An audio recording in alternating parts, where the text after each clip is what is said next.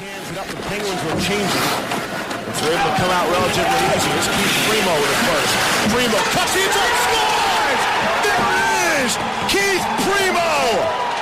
The much maligned center of the Philadelphia Flyers wins this game in the fifth overtime.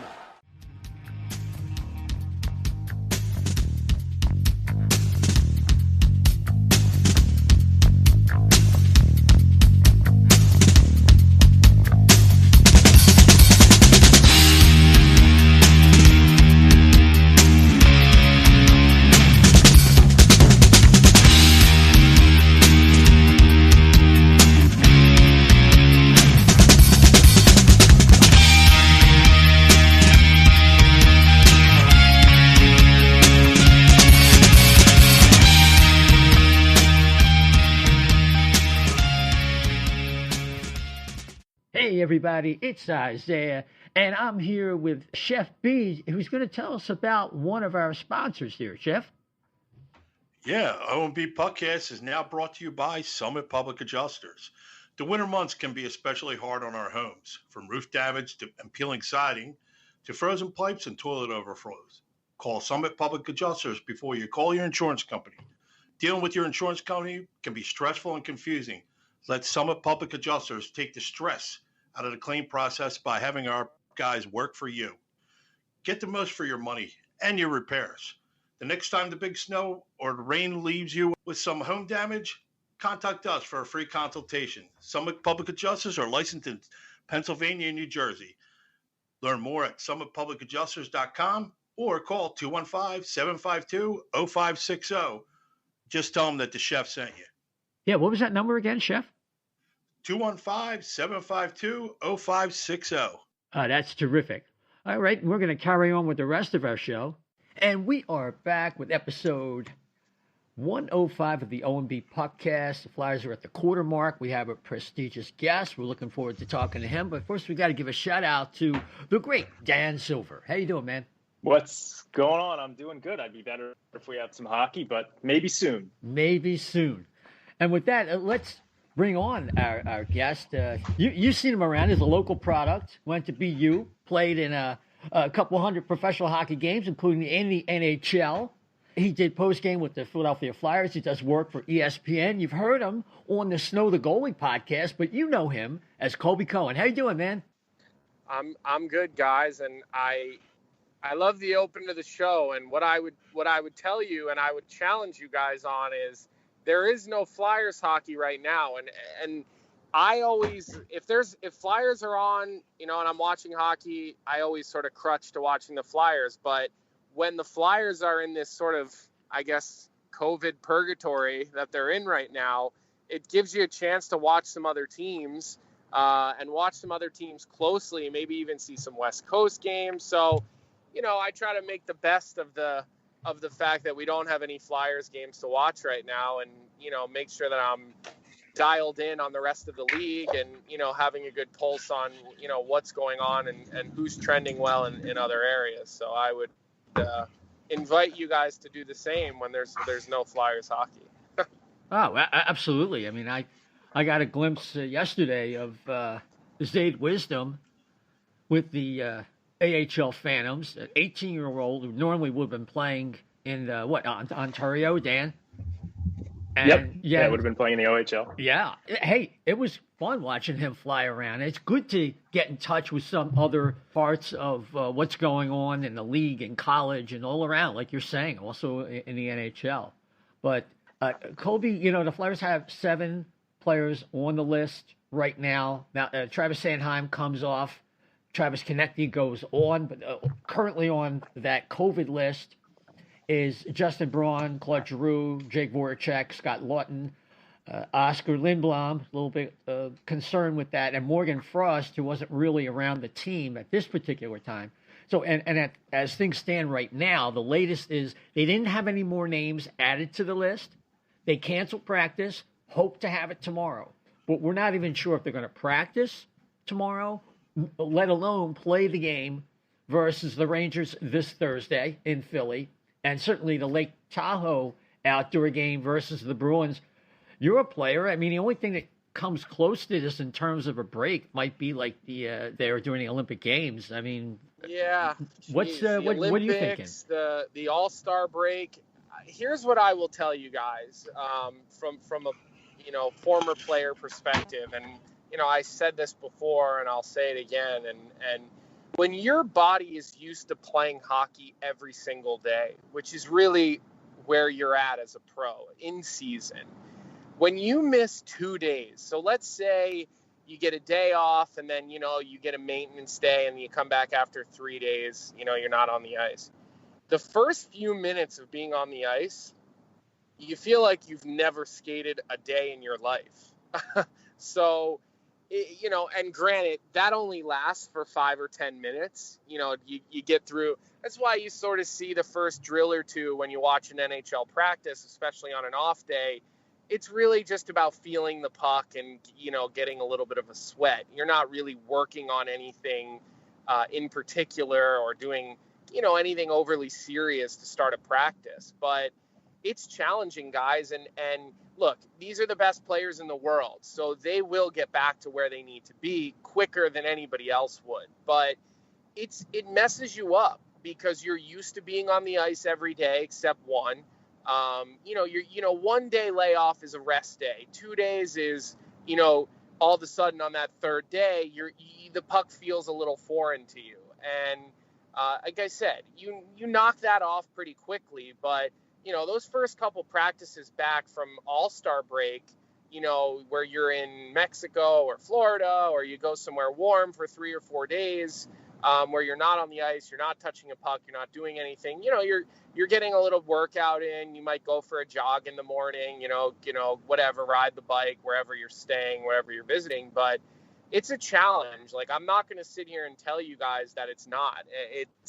You lose your conditioning very quickly. Now, obviously, you get it back just as quick, but it's a process. And for guys who are stuck right now at home with the inability to go out on the ice and do much working out, I mean, it provides a challenge. And I heard, I don't know if it was Patrick Sharp talking about it last night on NBC, or on NHL Network. I might have heard someone saying it, and they're right. Like, seeing the layoffs that these teams are having week to week, and then having them jump back in with a couple of practices in a game, it's really not ideal, and it definitely hurts the product, and it puts a team at a major disadvantage. I mean, the Flyers, look, I'm not making excuses because every team is dealing with this in some way, shape, or form, but it's going to be a tough road when they get back.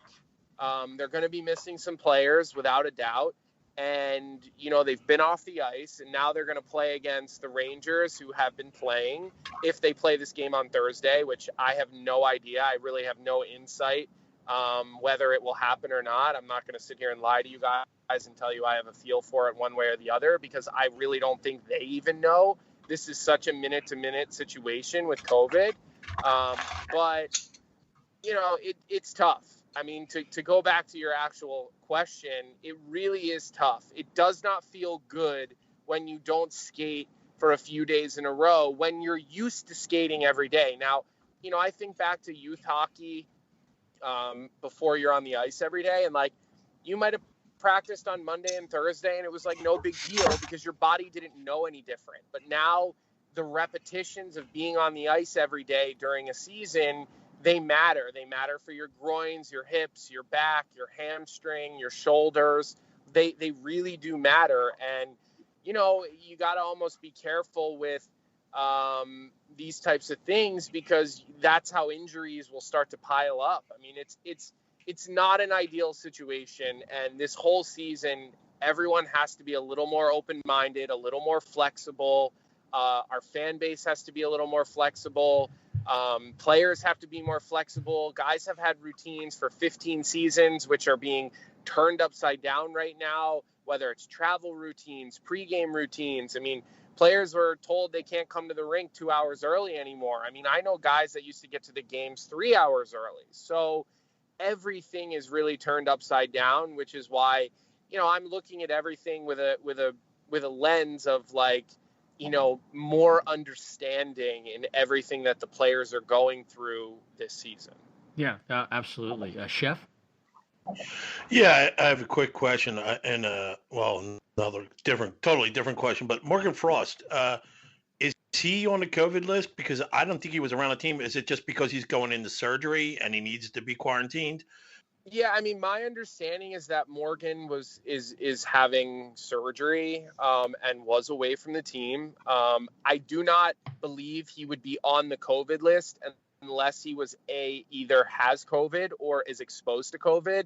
I'll be honest with you guys. I'm not going to talk about who actually has it or doesn't have it that I'm aware of, because, these guys are my friends, and I as much as I could break any story I wanted to break, I don't do that. There's certain things that I find to be sacred. And I think that this is a very personal thing because of the stigma that comes with it, and potential health risks and things like that. So all I can tell you is if Morgan is on it, and he is not one of the guys that I'm talking about either. I know Morgan very peripherally. I've been around him a couple of times, had a couple of conversations with him. Very nice kid. I think he's a great player. I think he's going to be a really good pro. I think this was a perfect year for him to sort of cut his teeth as an NHLer.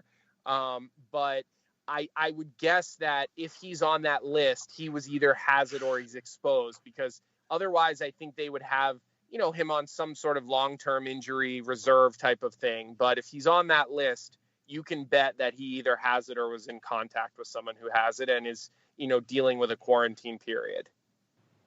Sure. Yeah, there's no reason to break any confidences or anything like that. No, not at all. No, you got to respect that. That's part of respecting the game. Dan? Yeah, I mean, the question for me now is, because the NHL had been kind of, for the most part, wanted to stick to their timetable of when the season's going to end. And I heard various reasons why they needed to do that, based on some NBC stuff. So I guess the question now becomes teams like the Devils, the Flyers, the Wild, all these teams that have missed, weeks of hockey action. What happens to the schedule later in the season? Are these teams going to just be having greatly compressed schedules later in the season? Has that been decided yet? Yeah, I don't think that's been decided. I mean, from everything that I've been told, the league has many plans, and they're very prepared for multiple scenarios, including extending the season, including sharing, part of TV rights in the play. I don't think anything's off the table. And just like we talked about the flexibility in this situation for players, for fans, I think the league is in the same boat. I mean, I think they're looking at everything on a day-to-day basis, and I think they probably have 30, 60, and 90-day plans. And I think for each 30, 60, 90, they've got, an A, B, and C contingency. So the league is very prepared. But I think part of their preparation is flexibility. And I think that if we've learned anything in the last 9 months, the only way anything gets done is if there's flexibility. I mean, you look at how the NFL handled it. I think they did a pretty good job, and they were flexible in their schedule. They moved things around, and so far I think the NHL has their protocols, their days, but I think everything is subject to flexibility. And I think as long as the players union and the owners are in lockstep and in communication with, Donald Fair and Bill Daly, and they're constantly talking, and the players are feeling safe, and they don't feel like they're putting their families at risk and whatnot. I do think that nothing will surprise me. Like if you guys told me today you read that, Fox or ESPN was going to carry some of the playoffs because NBC has issues with the Olympics running it, like, I would say I'm not surprised. I think everything is on the table right now, and I think nothing should surprise us. And I think if as media members, as fans, as even the players, like, guys are, even the broadcasters, for example. I mean, I was talking to a couple of different broadcasters today, just picking their brains about, because we have the NCAA tournament coming up, and Obviously, the between the glass position has changed a little bit. It's boxed in. You're set back. Some rinks have it, some rinks don't. So I was sort of picking a couple of, my colleagues' brains, guys who do that position, about what they thought, what's worked for them. And, the thing that they kept telling me was it changes week to week. 1 week they're allowed to be in a certain position. 1 week they're not.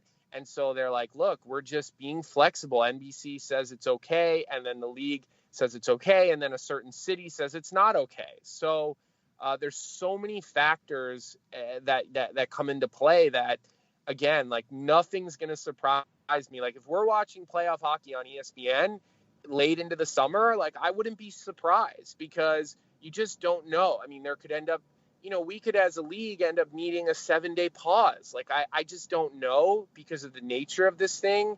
Obviously, the more the vaccine gets out there, the better the government and our state governments do distributing this vaccine, protecting people who are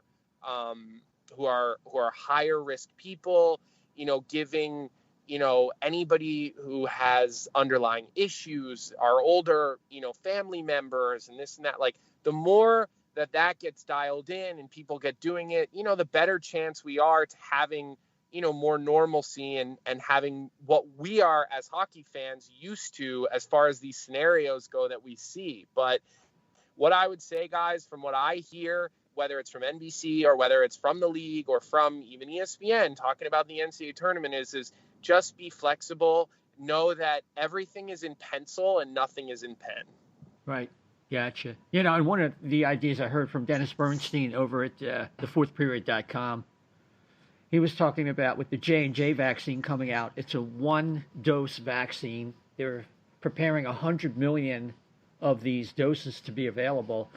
And if the league opted to buy about 5,000 out of, something like out of 100 million, it wouldn't be necessarily bad optics. Well, I'm gonna tell you something. Go ahead. Yeah. You are not wrong. It should not be bad optics because professional sports provides so much to our communities, jobs, revenue. It provides a place for people to go. There's so many positives to sports. And obviously I'm biased, guys. Like I've made, every cent I've ever made as an adult has been surrounded by sports. So I'm very biased, but I believe that should happen. And, as long as it's not taking away from our elderly and our, at-risk categories, I do believe that there would be a way where they could, do something like that.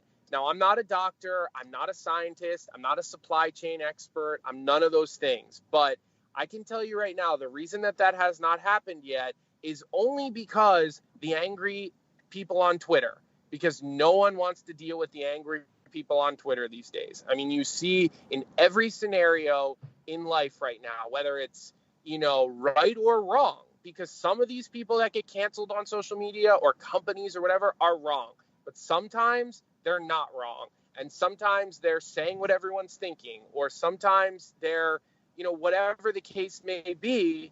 But then you've got the angry and, again, like, look what just happened with the press secretary at the White House who resigned. I mean, they suspended him for a week due to a scenario that was not a great scenario for whatever happened, the story. And then people got angry on social media and they fired him the next day. So we're living in a world where companies don't make their own decisions anymore. The general population's reaction is what's driving decisions. So I don't think that the league is going to do that because I think they're worried about the backlash. And, I can't believe Oscar Lindblom hasn't been vaccinated yet because of his, what his cancer diagnosis was. But I think that they were too scared to push him up a list because they were scared of what the backlash would be. Like, I really believe that. Yeah, so, that's a hard, that's a tough one. I have a little bit of a background in pharmaceutical and medical.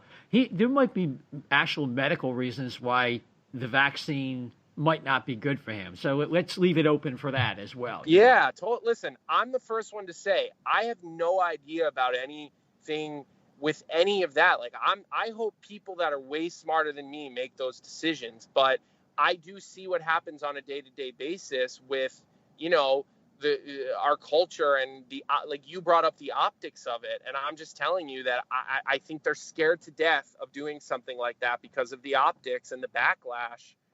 Whether they can or can't do it, I have no idea. Yeah. That's you're preaching to the choir with that one, Colby, for sure. Dan? Yeah, so I had a couple things to say about this discussion, and I agree with Colby.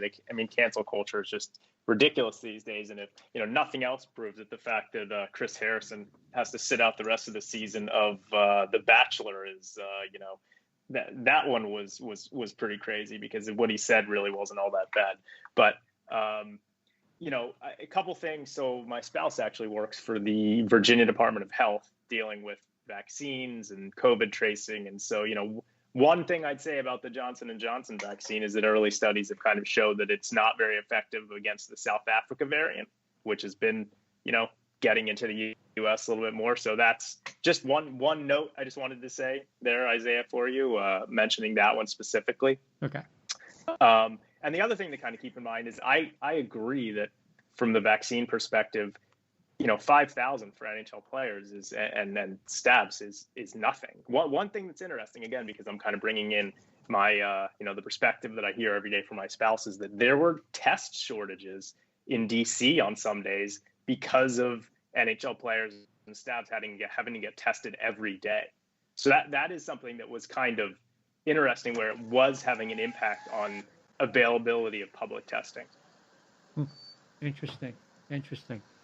Well, that's really, I find it really interesting to hear your insight, because we only know what we read on social media and in the news. So it's always so interesting to me to hear people who are living this and like know people who work on the front lines or work in pharmaceuticals or, pharmacies and all that. Like when I hear people that know that stuff firsthand, that's when I kind of perk up and I'm like, well, this is someone who is an expert. They're living it and they know it. So, I'm always happy to hear and listen to that kind of stuff, because like I find that to be really valuable, like education for me and in learning about this stuff, because, look, we only know what we're being told, and it's always changing, and this is such an evolving thing. So, it's really valuable to learn and hear that. Yeah, no doubt. We've had to marinate in it again, but let's turn toward the Philadelphia Flyers. 13 games in, whenever they're going to play again, 8-3-2. There have been positive signs. There have been negative signs. For you, when you look at this team, what are some of your overall impressions and some players that have impressed you, and maybe some players that have to pick things up a little bit? Yeah, well, I think it's an easy place to start with James Van Riemsdyk, who's just been awesome this year. I think that he, the team has put some confidence behind him, and I think that goes such a long way for a player when you feel like the team is in your corner. You're a faster hockey player. The net looks bigger. The lane looks bigger. Like when you feel like you have the support of your organization, everything is easier. Making a mistake is easier because you're going back out for the next shift. So watching him score goals this year has been incredible. I've always been a fan of him, not just because he's my friend, but because I watch all of the little things that he does. And, I think people look at James, and James plays the game very upright. He stands very upright. He's been that way since we were, 10 years old. He's never been a guy who bent his knees real low. He's got longer, strides. And to someone who just watches, it sometimes can look like, oh, maybe he's not working hard, but it's really not the case. I know this guy so well, and I know his dedication to being the best player he can be, even in the 11th or 12th year of his career. I know the amount of money he spends on skill development, working with skating coaches, stick handling coaches, physical therapists, like working on his body, working on his nutrition. He plays hockey year round, and I don't mean on the ice, but this is a guy who is a professional hockey player 12 months a year, 24 hours a day, 7 days a week. He does not take a minute off from taking care of himself. So when he came back to Philly, you know, and I see him kind of get beat up a lot in the news and with the, you know, I hate to see it because look, when a guy's not performing, they're not performing, and that happens. But I always have wanted to carry the message, and I did this when I was on the television, you know, doing the shows, is that this is a guy who works as hard as anybody. And it might not look like it's stride to stride because he plays very upright, but I'm happy to see him get rewarded this year. I'm not surprised he's scoring goals. He's been a 30-goal guy his whole career. You know, 30-goal scorers have a couple of seasons where they might not score as much, but it's not a mistake when you've scored as many times as he has. So, you know, I'm pumped to see that. I'm not surprised, but I'm very, very happy. I think, you know, looking at the way that some of the other guys have gotten going, you know, obviously Travis Konechny's been a little bit up and down.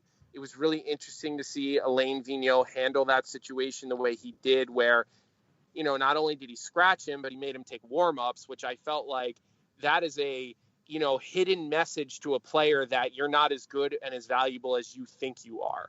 Because, you know, if you know, a veteran player gets scratched, generally they're not asked to take warm-ups. It just doesn't happen. So I thought that was a very interesting situation. You know, and I've liked the Flyers game this year, guys. Like, I think that they're a highly skilled team. They move the puck well. You know, I think where they've gotten into trouble is I think defensively they're a little chaotic right now because I don't know if they have the defensive quarterback that Matt Niskanen was. I mean, he is, you know, your quarterback back there, and he might not be your, you know, your sexy Tom Brady or your, you know, I don't know who, but like he might not be like the flashy quarterback, but he's the quarterback who gets you through the game. Like he manages the game. He brings the guys together. He quiets down everyone else's game. He has great habits. So, you know, the other players feed off of that. So I think that has been, to me, the biggest hole in their game has been defensively. It's just a little chaotic right now. And I think that I've seen a little more puck watching this year. They've given up more chances sort of in the high danger areas. Like when I think about the way we watched the Flyers last year, they didn't give a lot of up. They really didn't. They might have given shots up, but they didn't give a lot of high danger chances. They did a pretty nice job of not turning the puck over in the wrong areas of the blue. You know, you turn the puck over at your defensive blue line, at the red line, or a foot or two inside the offensive blue line, you know, usually it's coming back down on you. So that's just an area that they're going to have to clean up. And I think they're capable. I think it's details.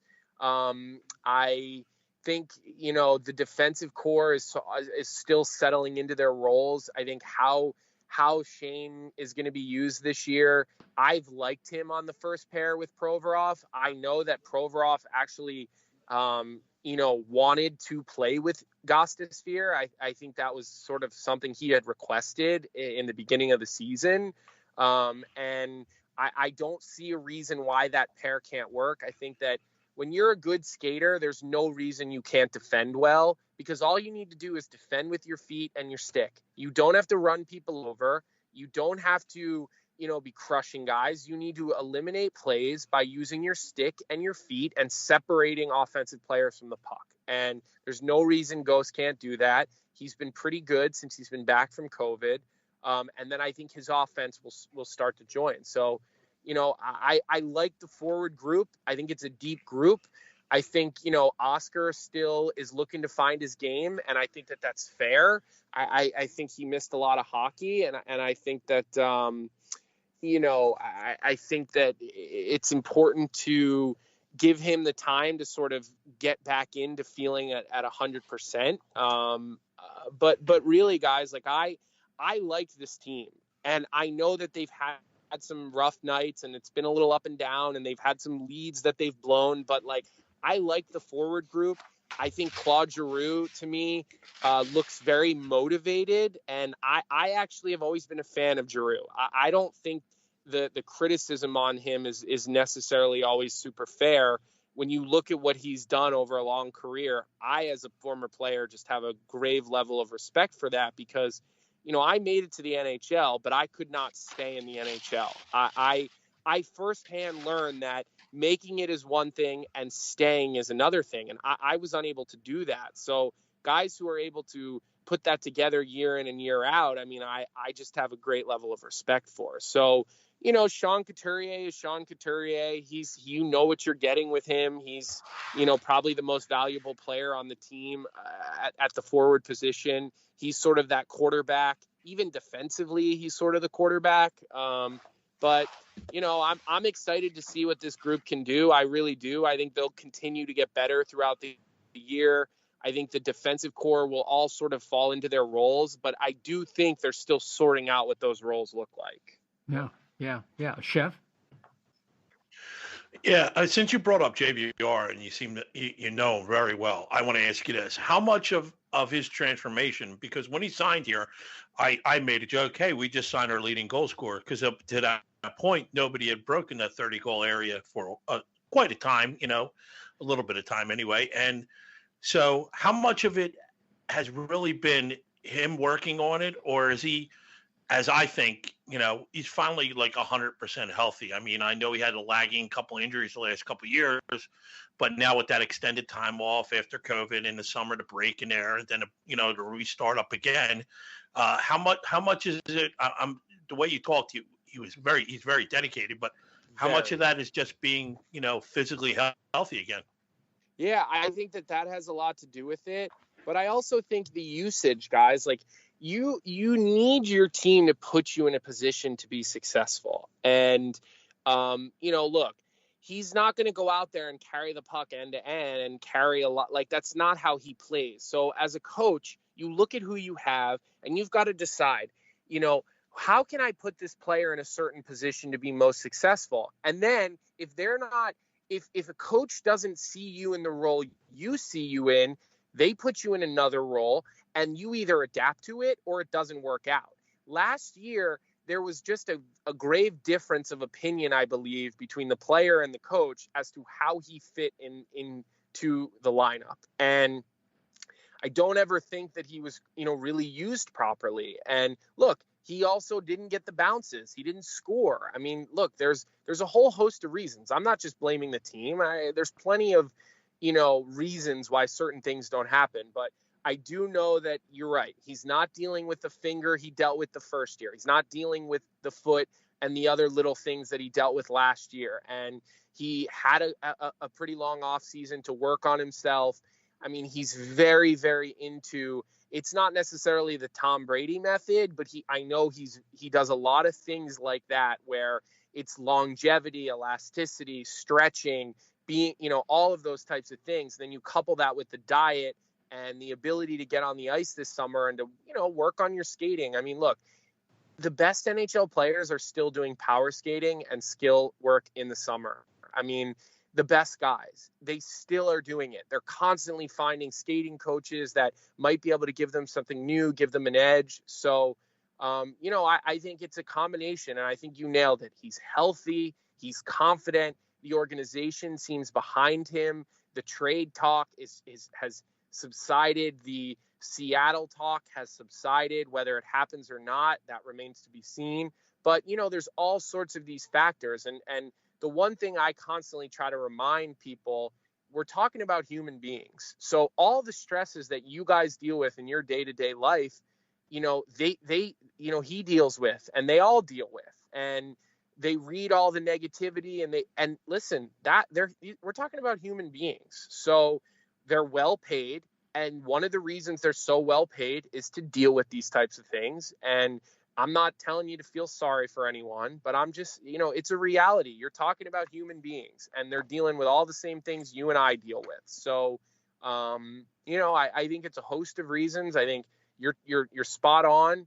But just put yourself in a situation where you're going to work every day and you feel like your boss is behind you and encouraging you and pushing you to be, better in a positive manner, rather than, your boss is sort of telling the media every day that I need more from this guy. The veterans are this, the veterans are that. So I do think there's a little bit of this sort of, break them down a little to build them back up method that Alain Vigneault has, because I've seen him use it in other markets. But, ultimately it's been a really, really good start for him. And on a professional and a personal level, I couldn't be happier for him. Yeah, absolutely. Dan? So, not to get too picayune on a specific play, but I just thought it'd be interesting to get Colby's perspective. So when you talked about Travis Konechny a little earlier about, the fact that he was benched, and whether or not he was deserving of that over some other players, I guess is a question mark. It seemed like Konechny, for various reasons, might have been a good guy for Vigneault to pick to send a message, to the team. But I don't know if it was a game after the benching or 2 games after the benching. It was the Caps game, the last game that the Flyers played, and the Flyers were on a power play, and the puck, Konechny was on the far wall, and the puck came around the wall, and he made a bad play where basically, kind of accidental or whatever, the puck jumped over his stick and went out into the neutral zone. He wasn't able to keep it in. It looked like a pretty routine play, so that's fine. Like, whatever, that happens.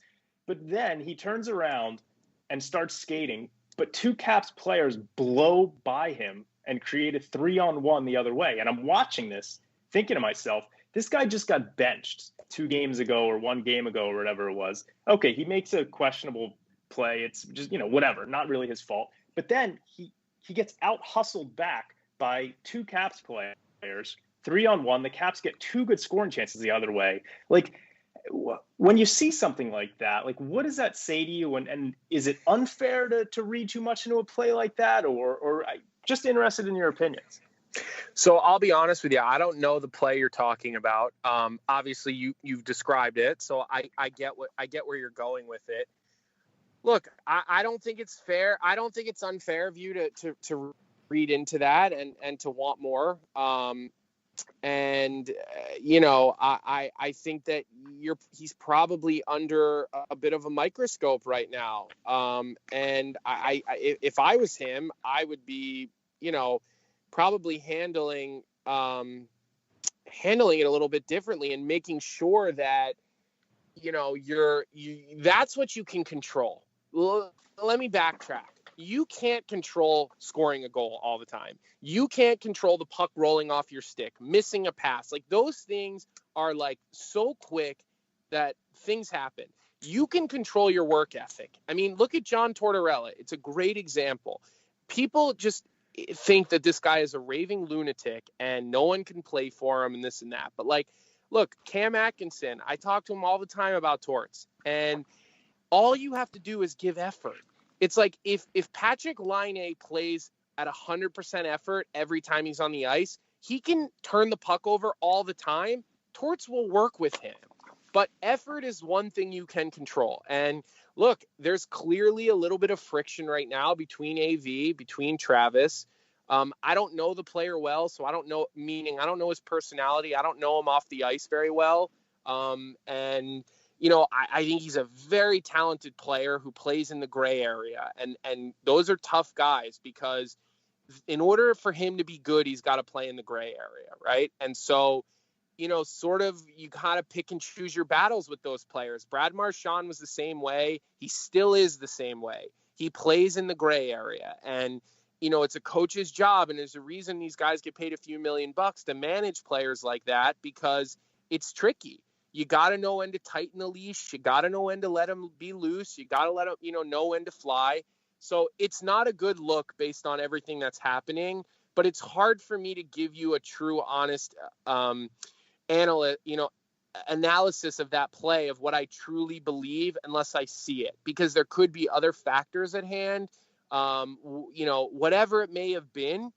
So, like, I don't want to come down on the player for a play that I can't physically think of in my head. If I was able to see a clip of it, then I would be able to say to you yes or no in a much more black and white fashion, Are you online at the moment or no? No, I'm not. Okay. If I can, I'll see if I can DM you the play. I'm just interested in your thoughts on it, actually, because send me a clip of it, and Yep. I'll look at it, and we can, you and I can chat offline about it. I'm happy to do that. I want to see it before I beat a guy up. You know what I mean? Yep. I want to see the whole play. I don't know if the before... reason that I don't know if because like, he didn't have enough time to get going, like it's unfair to say that, or I was really interested in the play, and I'd love to hear your opinion. Well, look, so yeah, I'll send you. You guys watch enough hockey that I think you can confidently see what's happening, and your gut is probably right here. I'm going to give you that your gut is probably right, but like I said, let me see it. Let me look at it from my perspective, and then we can talk offline about it. And you can update the the listeners from the podcast maybe on the backside or whatever. But I would really want to see it before I make have a strong opinion about it. Yeah. Yep. Yeah. I mean, knowing Dan the way I do, I know his brass knuckles are on the desk currently, but he's holding back. He's not going to put them on just yet.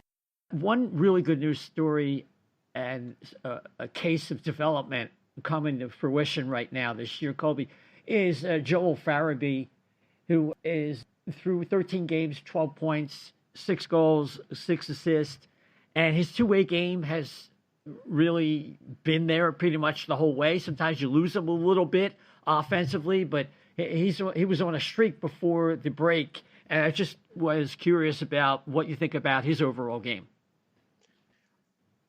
I think he's incredible. I'm so impressed with this kid. I was impressed with him last year. I thought it was too premature to bring him into the NHL. Well, he shoved that right in my face and told me that I was wrong by the way he played. I watched him at BU. I did not realize how freaking smart this kid is. And the reason I say that is because when you're a rookie in the NHL as a teenager, you have to figure out a way to survive because not many kids are McDavid, Crosby, or Ovechkin, right? So you need to find a way that when you don't score for 9 games, you're still bringing value to your team or you're not going to play. And this guy has played on the 4th line, the 1st line, the penalty kill, and the power play. And for a 20-year-old player, whatever he is now, 21, I think he's 20, 21 years old, I'm so impressed with him. I've spoken to people inside the organization that say he's one of the smartest hockey players they have ever seen. And that's from someone who's worked with a lot of developmental players over the years, going back 20 years. So, I mean, the sky is the limit for this kid. He is a top-line player. He is a guy who you're going to have out on the ice, whether you're up or down a goal in the last minute. And when you have a star player in the making that has those attributes, I mean, I'm racking my brain as we're talking, thinking about who I would compare him to in Flyers history, and nothing really is coming to mind at the moment. But I mean, he has a huge ceiling. I mean, we haven't even scratched the surface on how good this guy is, but what he's been able to do at his age, it's so impressive. I mean, it's like scary impressive. And he's only going to get bigger and stronger. And I don't mean taller, I just mean thicker. And he's going to be able to do more and more with that. And his shot's going to continue to improve and get better. And look, I tell people to watch Patrick Kane because Patrick Kane comes back every year better. And I don't know how. We were teammates at the U.S. national program, and it was like, wow, if this kid never gets any better, he's going to be a star. He somehow for 12 years has gotten better in the NHL, or 13 years every single year. And that's what elite players do. They continually get better. Farabee is going to be one of those guys. He really has a high ceiling. You're spot on with how impressed you are with him. I feel the same way. I love the kid's game. I really do. Yeah, he's a pleasure to watch right now, and everything runs in cycles and streaks. He's really been the player we thought he could be, taking another step forward. Last one from me, Colby. I do have concern about that top pair. I know you mentioned Shane Gostisbehere as somebody that Provy wanted to give it a shot with on the first pair, and so far, certainly analytically, it looks like it's working out, but Provy's kind of struggled a little bit, and I'm wondering how partner dependent he is. And I got to confess, I'm a little concerned sometimes because we know the talent is there. We've seen him. He looks like he's going to be a perennial all-star kind of defenseman who could challenge for a Norris Trophy at some point. But then there's these little chinks in the armor, and I'm just wondering, having played the position yourself, what you're seeing. Yeah, I'm what you're seeing. I'm seeing moments of, like head scratching, but I also see all the talent and the ability. I think that every young defenseman relies on a good, steady partner. I do. I think Matt Niskanen elevated Ivan Provorov's game big time. And I think Provorov elevated Niskanen's game. It's not a one-way street because Provorov is a talented guy. I mean, he makes other players on the ice better instantly. So, don't take it the wrong way. Now, look, I think that there could be a good pairing between the two. I know a lot of people are very down about Shane Gostisbehere. It's been a rocky road for him the last couple of years. I just look at him and I think that the things he's not doing well are fixable, and the things he does well are not teachable. So I look at that partner, that duo, and I think it can be really good. I really do. I don't see anybody else that fits right now with Provorov. I don't think Myers fits. I don't think Sanheim fits. I just don't. I don't think Myers is ready for it. I don't. I think Myers has ability. He's getting better, but he's still a young, fresh, defenseman without a lot of experience. And look, you look at that D-core, the only guy who skates well enough, who has enough experience in the NHL to play with Ivan is Shane. You can't put Justin Braun with him. He doesn't skate well enough to keep up with him. You need a guy who can skate and can move the puck and can use Provorov as an outlet and get him the puck and give him the puck back. You need all those things. So I'm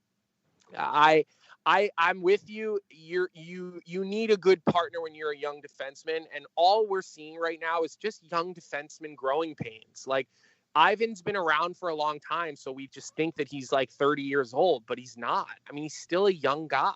You look at the defensemen in the NHL, with the exception of maybe like Quinn Hughes, who is just freakishly talented. There's always a couple. Doughty was like this, but like most of these guys they don't become dominant defenders and defensemen until they're like 25, 26, 27. Then like 27, 28, 29, they're the best player in the league. They dominate hockey games. I mean, there's always the exceptions to the rules, whether it's Hedman or whatever. But like even Pietrangelo, I mean, it took him time. Yeah, it did. Long time. It was very good, but he wasn't dominating NHL games every single night like he is now. I mean, he dominates the game every night now. And Hedman dominates the game every night. And I know I'm naming the elite of the elite, but, I think Provorov, I'm not ready to say that he's, Pietrangelo, but I'm not ready to say he's not Pietrangelo, if that makes any sense to you guys. Yeah, absolutely, so I think the Flyers need to address their D-core. I really do. I just think they need another veteran. Look, Tampa Bay won the Cup last year with 9 NHL defensemen. 9. Braden Coburn, you could say what you want about Bogosian and Shen and these guys. Coburn, they played in the playoffs and they played well. They came in, they knew their role, they made good hard plays, they defended hard, they ended plays, they made smart decisions with the puck, everything you asked for in a defenseman in the playoffs. They had 9 NHL one-way defensive contracts. So if you want to go deep in the playoffs, you've got to have good defense. You've got to have depth. You've got to have extra players. I can tell you from the team that I was on, with the Bruins, we had our final roster from Game 7. We had an additional 7 players, I believe it was, and 5 of the 7, or at least 4 of the 7, were defensemen. We Kampfer, Shane Knighty was a veteran.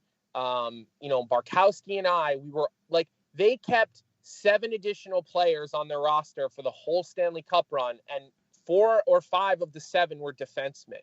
And I'm not putting myself in the category that I was just talking about with Tampa, but I'm just saying, if you want to win games in the playoffs, you've got to be deep defensively. The Bruins that year, we were deep defensively. We had 6 really good NHLers. Then we had 2 NHL guys who were sitting on the sidelines, and then myself, who was new and sort of working on cutting his teeth and was sort of a prospect and this and that, also there. So, like, you've got to have that kind of stability back there on a team. And I think that the Flyers, it's something they're going to have to address it. It might not be this season because this season's very tricky and difficult. Maybe it's going to be next, in this offseason. But ultimately, it's a piece that is missing, in my opinion, for them to be a Stanley Cup contender back there. And maybe not one piece. Maybe it's 2 pieces. Maybe it's a couple of guys back there that are solid veteran defensemen. Yeah, well, there's no doubt that the minute-munching type of D-man that Niskanen was really hasn't been replaced. Chef? Yeah, I want to ask this before you get out of here. You grew up. You're a Philly area guy. You grew up in the area. How much of you died that day, a couple of days ago, when Hexy signed as the GM of the Penguins? I mean, a little bit of me passed away. Yeah. And that was painful. Well, look, I grew up in Villanova. My entire childhood was the Flyers. I sat there in school all day, every day, and wrote down the players' names, the rosters for the Flyers, the Devils, the Rangers, the teams they were playing. There was no social media. All we had was video games and the real thing. And I ate, slept. All I thought about was the Flyers. I watched every game. It was all I cared about and thought about. And I had a Lindros and a Leclerc jersey and a Desjardins jersey, and all I ever wanted to do was wear them to school and wear them around the house and wear them in my basement. I mean, I was a diehard Flyers fan as a child. My major fanhood to the team died a little bit when I was drafted by another organization. And I was devastated when the Flyers did not draft me 23rd. I ended up going 45th, and I had a lot of conversations with them. And like, part of my Flyers fanhood died that day. They skipped me, in the draft. And and my point of telling you that, guys, is that this is a business. And, it's a strange thing, definitely, to think Ron Hextall, who's probably one of 3 of the most well-known, top 3 or 4 well-known goaltenders to ever play for the Flyers, and one of the most well-known goaltenders to ever play in the NHL because of his personality, because of what he's done as a GM. He used to fight. He scored a goal. Yeah, he's scored the first a bully. goal. He's a Broad Street bully. And so it was a strange thing, but I also get the fact that, like, this is a business, and at the end of the day, like, he wants to be a general manager, and, it's an opportunity to, work at the highest level, to continue to provide for his family, to make money. So I try to look at it on that way, guys, and remind myself that no matter how romantic we all be with hockey, we're still talking about a business. And, I was happy to see him land on his feet. I think the combination of him and Brian Burke is a very strange one, but I get why they did what they did. It's going to be really fun and interesting to see how Brian Burke, who is very open with the media and likes to air it all out, meshes with Ron Hextall, who keeps everything, internal and has a very small circle and, doesn't like to air things out publicly and this and that. So I'm really interested to see how it plays out, more than I'm upset or disappointed as a as a Flyers fan, as a fan of the NHL, as a fan of hockey, as a fan of the city, the place that I grew up. So, I hope that's a fair answer to you guys, that I really look at it more from a business standpoint now, when those types of things happen. And, as far as like where my allegiance lies, like, I root for the players to be successful. I will never hope a player doesn't do well. I see an American leaguer get called up. I see a 10-year veteran on a hot streak. I see a player get overpaid. I'm always happy for that, because I root for the players. That is it. I want to see teams do well. I want to see organizations win. I want the fans in Philadelphia to experience a Stanley Cup. I was fortunate that I got to be a part of a team that won the Stanley Cup. Now, my role was very insignificant. I practiced, I took warm-ups, but I didn't play in the playoffs. I was a healthy scratch every game, but I was in the meetings. I saw the preparation. I got to live the parade, the parties. I mean, I want that for the city of Philadelphia because it's amazing. I'm fortunate that I have a ring, but I primarily root for the players. And when I see a player land in a certain spot, whether it's Ron Hextall, former player, whether it's, a player who played for the Flyers and now plays for the Devils, I'm happy when a guy gets paid, when someone makes money, when someone lands on their feet. So, my feelings are that I kind of was like, whoa, I wasn't expecting that. But ultimately, I'm very happy for him, and I don't know him all that well personally. I've talked to him a few times, Ron. I remember talking to him at the draft. When I was working for the team a little bit, I had a conversation here and there. I know his son. I used to play hockey with his kid back in the day, in the Atlantic District, because Ron was playing here at the time, and I'm happy for him. So I hope that's a fair answer for you guys, but that's really how I feel. No, that's cool. That's definitely understandable. Totally get it. Yeah, and it's I could definitely see. I see it as a feast or famine. Either they're going to complement each other, or Burke is going to open up his mouth and make Hextall uncomfortable because Hextall is very insular and, like you said, can really rely on a very short list of people to run his program. So it'll be very interesting. Yeah. It's either going to be the odd couple that is works out and complements each other, or they're going to get their marriage annulled very quickly. Or a goalie fight. We haven't seen a good goalie fight in a while, so I'll settle for that. Yeah. Well, Berkey was part of the Flyers organization for a short period of time, way back when I was following the team. So, Colby, thanks so much for doing this. I really appreciate it. I know you have a delivery scheduled, and it was really great to have you on. Where can people catch you on social media and on various platforms? Guys, I'll be honest. I have Twitter, Colby Cohen 36. I've been a lot less active this year. When I was working and doing the games, I engage with everybody that I could engage with on there, because I think the really cool thing about hockey is that it's such a fast-paced sport that everybody sees something different. And I might see a play on a goal that you completely disagree with, and I might say the only reason they scored is because the defender screwed up, and you see it as the only reason they scored is because the guy made the defenseman look bad and made the defender screw up. So hockey is such a unique game in that matter. There's no control. It's not football where it's a whistle and a play, and it's just so different. So I always try to engage with everyone. If you ever tweet at me something constructive or, something that's not, nasty, I always respond, and I'm always open to having conversations. I'm always open to hearing people out. I'm the first to admit I'm not always right. I'm not. I played the game. I study the game. I analyze the game. But listen, I'm not always right. No one's always right. So I do enjoy that, and you can always, hit me up on Twitter. I'll be doing the NCAA tournament next month with Barry Melrose and John Butchergross, and then I'll be doing the Frozen Four. Normally, I'm between the glass for those 2 weekends. This year, I do not think that there will be a between the glass, so I'm still trying to figure out exactly where. It's either going to be 3 people in the booth, or I'll be down somewhere by the glass. But I'll be around, and I try to watch the games when I can.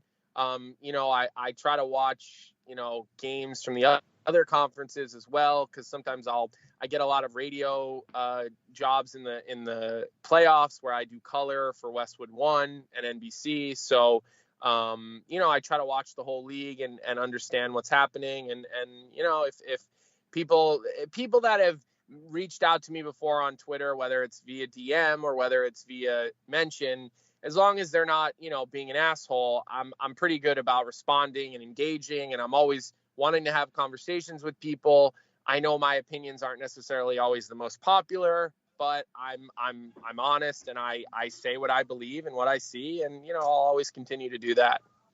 Well, you're a mensch in my book. I appreciate that. That's a good word. Not everyone will know what it means, but it's a good word. Well, finding assholes on Twitter, I don't believe you. Yeah, exactly. Yeah. Yes, no question there. Colby, thanks again. And hey, we got to get you back on, talk about some of the college players the Flyers have, but we'll save that one for another time, another show. Yep, you guys know where to find me, so you guys let me know if you want to do something. Maybe, we'll see. Like maybe BU gets into the tournament, and we could talk a little bit about Jay O'Brien, or we could talk a little bit. I did a Cam York game earlier this season, so happy to talk whenever you guys need me. You know how to get in touch with me. All right. Excellent. I really appreciate it. Yeah. Thanks. All right. Good. Thanks, Colby. Right. All right, guys. Have a good night. Take care. Okay, well, gents, before we wrap up, I just want to remind everybody that the O&B Puckcast is brought to you also by Jim's of South Street, right on 400 South Street in Philadelphia. And with Jim's, you're getting 4 decades of the best cheesesteaks and hoagies in the grandest Philly tradition. And they can be delivered right to your door if need be by DoorDash. So don't worry if you're in the area and you can't make it. It really is great to have a place that you can get that classic taste. And Jim's is always right there. So just remember, Jim's South Street, 400 South Street in Philadelphia. Thanks for sponsoring the O&B Puckcast. Hey, let them know that the O&B Puckcast and FlyersNittyGritty.com sent you over. All right. So with that, gents, I'm getting a call. I got to cut that off. Okay. So, Dan, let me... You're a popular man. Yes. I'm getting a call from Florida, and I don't know anybody there right now. Not that part of Florida. Anyway. Answer it. You better answer it. It could be you're extending your car warranty. You know what I mean? Yeah, exactly. Just what I need. So, Dan, I'm going to turn to you, and I just wanted to get some final thoughts about some of the things Colby said, and maybe some things that you wanted to raise tonight, where we're situated in the Flyers season, right about the quarter mark. And I should add, I did not want to say, because you're a racing guy, I did not want to say the quarter pole, because a quarter pole, if I understand, and correct me if I'm wrong, the quarter pole is actually 1/4 mile away from the finish. Is that right? Correct. So, yeah, I mean, it's just such a strange season. I mean, it's started and now it's sort of stopped for the Flyers. And, Colby was obviously talking about watching games from other teams. Obviously, we all do that, but we're focused on the Flyers and rooting for the Flyers. And it's strange is he talked about JVR, and you look at the Flyers stats right now, and JVR's got 18 points. And then there's 4 guys, Farabee, Voracek, Hayes, and Drew, that have 11 or 12. It's like unbelievable how much more prolific he's been than anyone else on the team. And he's been fantastic this season. I'm hoping they get back to playing this week and we can see how they come out of it. I also thought it was interesting what Colby was talking about, if there's issues with NBC at the end of the year, that maybe another network can pick up the NHL if they've got to go a little bit later.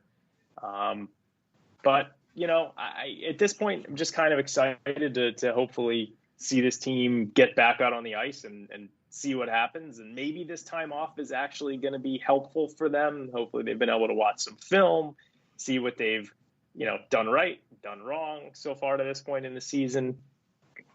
So, I guess I'm just hoping they're going to play Thursday and then we kind of go from there. Yeah. I mean, one thing that's been on my mind has been that shot differential of over negative 100 plus net. And I'm hoping that they're kind of working their way out of it. It was a fun game against the Capitals, 7-4. It probably wasn't what AV wants overall, but it was just what the doctor ordered after back-to-back losses versus the Bruins. And then just to have that break, it was such a drag. But Chef, wanted to get some of your closing thoughts. I thought it was interesting hearing what Colby said. I always like hearing the player perspective because you as non-players, we can say all we want, but we don't know what they go through. And I thought that was a very interesting and insightful take. And like I was, of course, when you have guests, you look them up.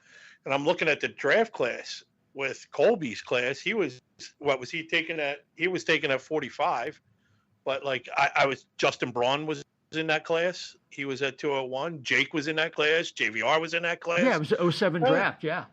Yeah, I mean, I was shocked to see how many other players were in the same class. So it was cool. I mean, I enjoyed talking to him. I had to ask him about the whole being in the Philadelphia area thing, growing up here, and then seeing Hextall. Like, it's, I don't know. It's like you break up with a girl and then your buddy comes in and swoops her up and you're like, oh no. It's the same pit feeling I had in my stomach when I saw him sign. But hey, things happen. I understand it's a business, but doesn't mean I have to like it. Nah, after his tenure here and that whitewashed press conference he put on, which, listen, I don't blame him. Professionally, it's something he felt like he had to do to put out his side of the story. He did draft well. He did a lot of things well. We talked about that on the special with myself and Steve Duncan from steelflyers.com. Mm-hmm. And, yeah, but no, to me, it took air out of the room. He basically enervated the whole franchise and the fan base, and they needed to move on. He served a good purpose. Kind of when the Phillies won the World Series, mm-hmm. and everybody was saying, hey, we owe a lot to, what's his name, the previous general manager. To Amaro? No, before Amaro and Pat Gillick was a guy nobody liked. He went to Houston. I can't think of his name. I know you're talking. He arranged all those good trades. Yeah, Ed Wade. Yeah, Ed Wade. Yep. Ed Wade had part of it, but Ed Wade served a purpose. He was never going to win anything here, and I felt the same way about Hextall. Even though he was a former player, he really ticked me off watching that team just die emotionally. And here comes Terrell Goulbourne, but listen, I wish him all the best, but actually not really. He's in Pittsburgh, so it'll be really interesting. What they're going to do? Are they going to try and win this year? Because, look, the rebuild is going to happen there. They don't have anything in the way of assets. And one of the three, you think Crosby's going to stay. I think Letang and maybe even Malkin. Maybe Malkin wants to go to Florida. He lives there year-round. Maybe that'll happen. I don't know. So that'll be a little bit of a soap opera in the background. I do think that they're going to miss the playoffs. I think the Islanders are going to surpass them. And I think the current order right now might change a little bit, but I do think in this East Division, with Boston on top, the Flyers, the Islanders, and the Caps, those are the four teams that are going to make it. And we'll have to see if that works out. So, well, here's hoping there's a 10-year rebuild in Pittsburgh. Yeah, 10 years and lots of pain. Yes. Remember Toronto? There's going to be pain. Yes. So hoping for lots of that.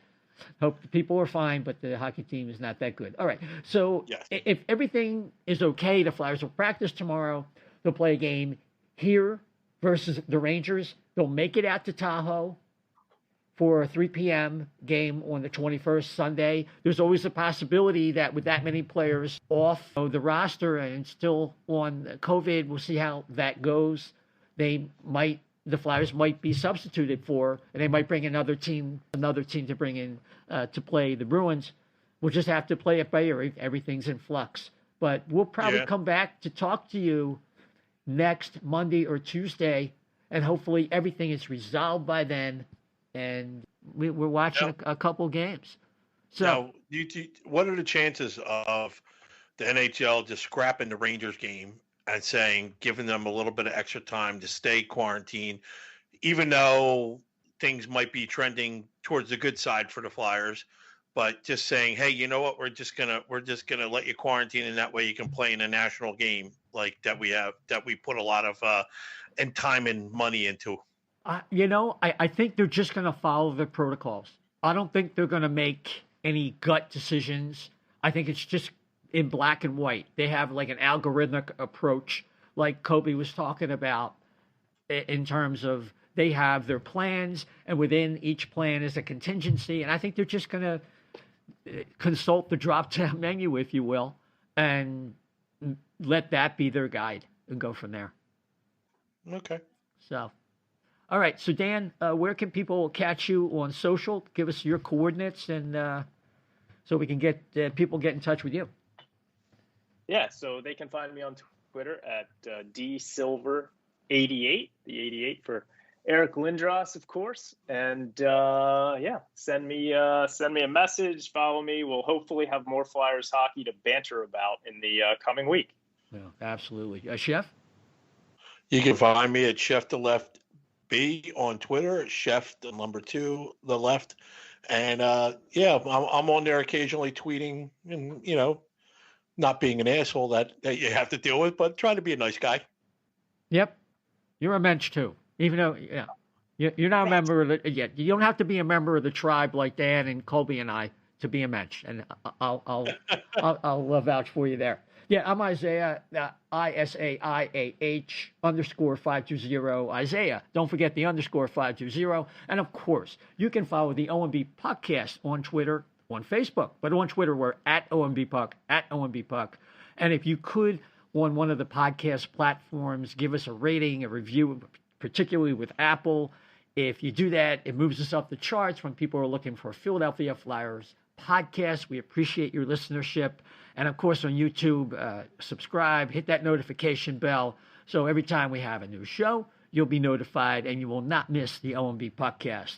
So until next time, everybody, take care.